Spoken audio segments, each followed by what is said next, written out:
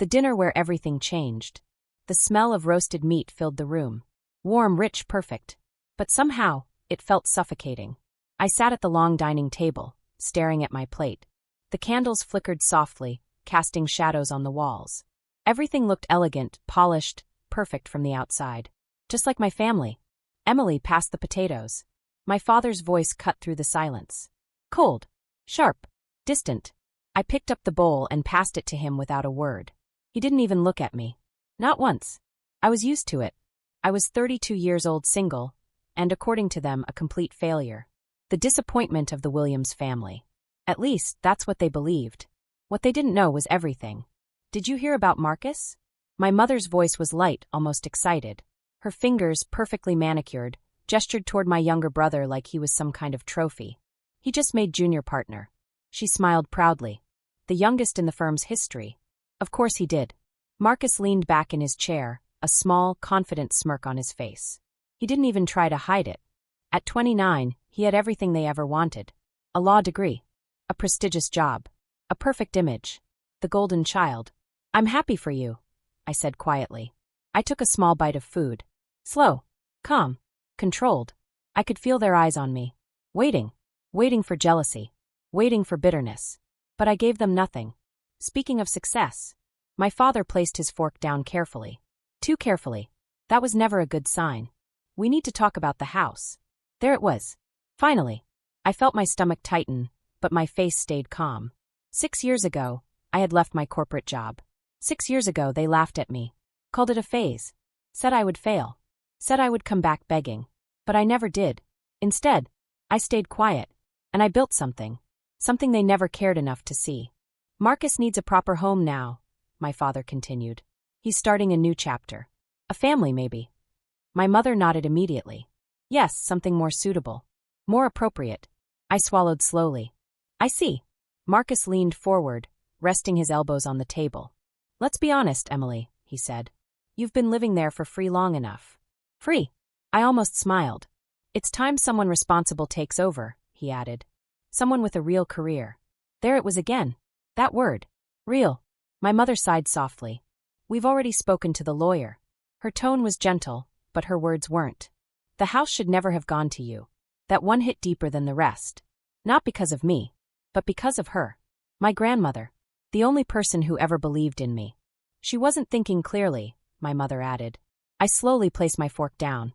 Carefully. Silently. The room felt colder now. My father reached into his jacket and pulled out a document. We need you to sign this. He slid it across the table toward me.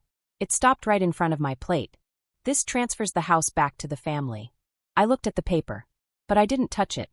And if I don't? Marcus laughed. A short, sharp laugh. Come on, Emily, he said. You can barely survive on your own. My fingers tightened slightly under the table. How long do you think you can keep paying everything? He continued. The taxes. The bills. The maintenance. If they had ever asked, they would have known. There was no mortgage. Not anymore. I paid it off. 3 years ago. But they never asked. They never cared enough to know. We're being generous, my mother said. We'll give you 3 months to move out. 3 months. Like I was nothing. Like I had nothing. Maybe you can find a small apartment, she added. Somewhere simple. Her voice carried that familiar tone. That quiet judgment. That quiet disrespect. Something inside me shifted. Not anger. Not sadness. Just clarity. The house is mine, I said calmly. Legally. And morally. Silence. Then, my father stood up. Slowly. His chair scraped against the floor. Loud. Heavy. If you refuse, he said, his voice hard now, then leave your keys. My heart beat once. Twice. Steady. This house belongs to the family, he continued. We'll handle the rest. I looked at all of them. My father. Full of authority he never questioned. My mother. Full of quiet control. Marcus. Already celebrating a victory that didn't exist. Slowly, I reached into my purse and took out the keys. The same keys my grandmother gave me. The night she trusted me with everything. Her voice still echoed in my mind. Sometimes silence is your strongest move. I placed the keys on the table. Soft. Final. Thank you for dinner, I said. I stood up. And thank you. I paused for a moment. For making this easier than I expected. Easier? Marcus scoffed. You're being thrown out. I gave a small, calm smile. We'll see. I turned and walked toward the door. Step by step. No rush. No fear. Don't bother fighting this, my father called out behind me. You can't afford it. I stopped for just a second, my hand resting on the door. A small thought crossed my mind. About the plan. About tomorrow. About what was coming. Good night, I said softly. And then I walked out. The next morning felt different. Calm. Too calm. I sat in my home office, holding a cup of coffee. The sunlight slipped through the tall windows, warming the wooden floor beneath my feet. Everything looked peaceful. But underneath that calm, something was about to break. I glanced at the clock. 8:57 a.m. 3 minutes. Just 3 minutes, until everything changed. My phone buzzed. A message from Maria. They're here. I smiled faintly. Right on time. I stood up slowly and walked toward the window. From there, I could see the driveway clearly. My father's car. My mother stepping out, already looking irritated. Marcus behind them, tense. Good. Let them wait. At exactly 9 a.m., my phone rang. I didn't need to check the name. I already knew. Hello, Robert, I said calmly.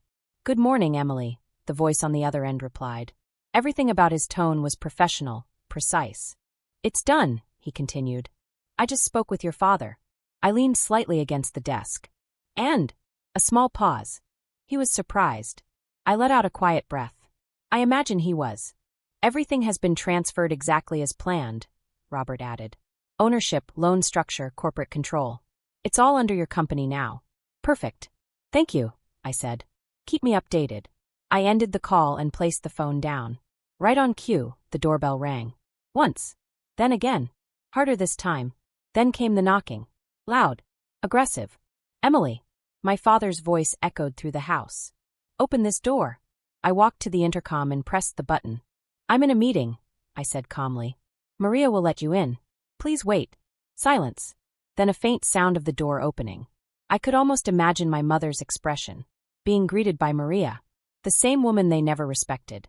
The same woman they underestimated. Just like me. I returned to my desk and sat down. Opened my laptop. Everything was ready.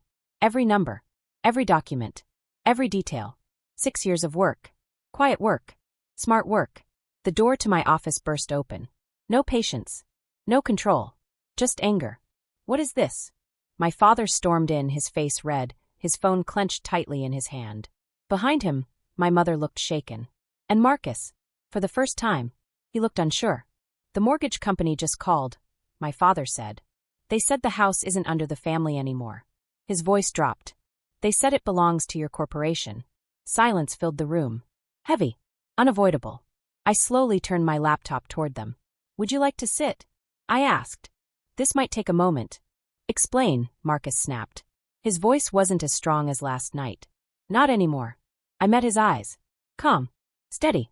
There's nothing to explain, I said quietly. You just never paid attention. I clicked the first file open. The original property deed appeared on the screen. When grandmother left me this house, I continued. You all assumed I would fail. I clicked again. Another screen. A map. Highlighted properties. Blue everywhere. You thought I couldn't handle responsibility, I said. You thought I was lost. My mother slowly sat down, her hands trembling slightly. But, you were struggling, she whispered. No office, no team. I shook my head. That wasn't struggle, I said. That was strategy. I zoomed into the map. Every blue property you see belongs to my company. Silence. My father stepped closer, his eyes scanning the screen. That's not possible, he whispered. That's half the district. Not half, I corrected calmly.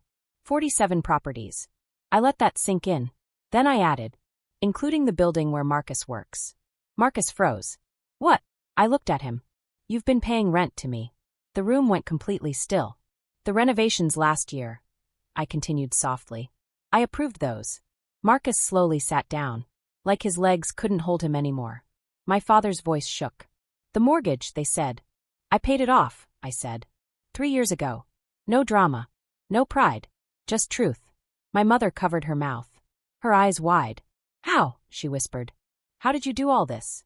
For a moment, I didn't answer. Instead, I thought about the late nights. The risks. The silence. Then I looked at her. I started small, I said. One property. A damaged duplex. Maria helped me fix it. I glanced toward the door. She's not just staff, I added. She's my business partner. My mother blinked. Partner? She owns... The room stayed silent. No one moved. No one spoke. For the first time, they had nothing to say. I walked back to my desk slowly and picked up 3 folders. Neatly prepared. Already signed on my side. I placed them in front of them, one by one. These are new agreements, I said calmly. My father looked down at the papers. My mother didn't touch hers. Marcus stared at his like it might disappear. You can stay in the properties, I continued. But things will change. I paused. Let the words settle. Formal leases. Market rent. Clear terms. My mother finally looked up. You want us to pay you? Her voice carried disbelief. Almost insult. I met her eyes. The same way you were ready to make me homeless, I replied. Soft. But sharp. She looked away. Marcus cleared his throat. And if we refuse? There was still a little ego left in his voice. Not much. But enough. I gave a small smile. If you refuse, I move on. Simple. Direct. I already have buyers interested, I added. Especially in your office building. Marcus went still again. I'm sure your competitors would love that space. That did it. Silence returned. Heavy but different this time. Not filled with power. Filled with realization. My father slowly sat down. His hands no longer steady. What do you want? He asked quietly. Not demand. Not control. Just a question. I looked at him. Really looked this time. Respect, I said. Nothing more. Nothing less. Not as your daughter, I added after a pause. That part you already decided. My mother flinched slightly. But as someone who built something real, I continued. Something you never took the time to see. No one argued. No one denied it. Because they couldn't. You have until Friday, I said. After that, I make other arrangements. I stepped back, giving them space, giving them time, but not control. One by one, they stood up. Slowly, quietly. Marcus picked up his folder first. He didn't speak. Didn't look at me. Just walked out. My mother followed. Still shaken. Still processing. My father paused at the door. For a moment, it felt like he wanted to say something. But he didn't. He just nodded once and left. The door closed. Soft. Final. I exhaled slowly. A long breath I didn't realize I was holding. Then, a gentle knock. Maria stepped inside, holding a cup of tea. My tea. The one she always made after long days. They know now, she said quietly. I took the cup from her. Warm. Familiar. They see the power, I replied. I looked down at the tea for a moment. Then added. But they still don't see me. Maria smiled slightly. They will, she said. Or they'll learn. Days passed. Then weeks. And slowly things changed. My mother started calling. Not to judge. Not to compare. Just to talk. It was awkward at first. Unfamiliar. But different.